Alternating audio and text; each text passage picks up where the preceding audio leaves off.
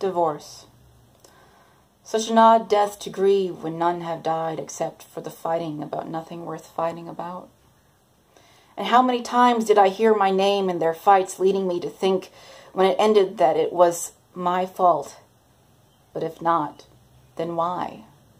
I dug deep enough, I still found that little girl begging her father to come home.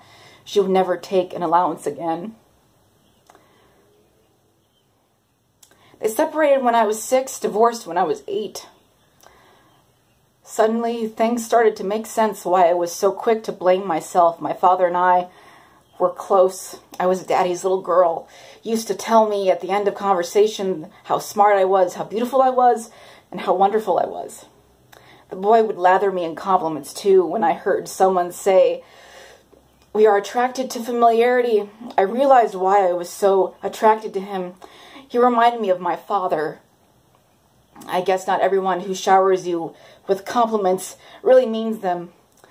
But could that saying also mean I am like the boy? I remember when I was pissed at my ex for going out with someone else when he broke up with me because he didn't have time for a girlfriend. My then friend, and now the next girlfriend, said, "Go out with him and cheat on him."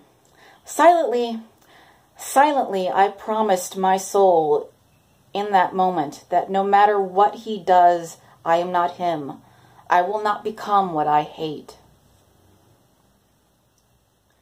I wrote many scenarios looking these questions from different perspectives, not really getting far. A few tweaks of my behavior from observing my past, but I was still blaming myself for what happened.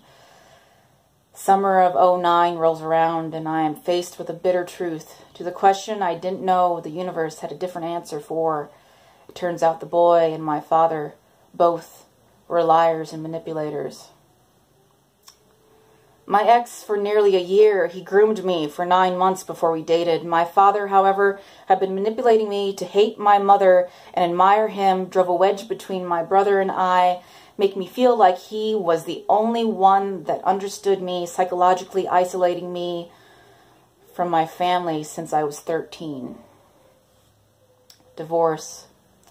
All this time I blamed myself, only now to realize the fights were guys, for the real problem started in their relationship long before me. And in a summer's time, the pedestal I put my father on came crashing down on me. They say not trusting yourself is the core of every trust issue, but I have learned in a summer that you can't trust anyone, not even if their blood runs in your veins. You can't trust anyone.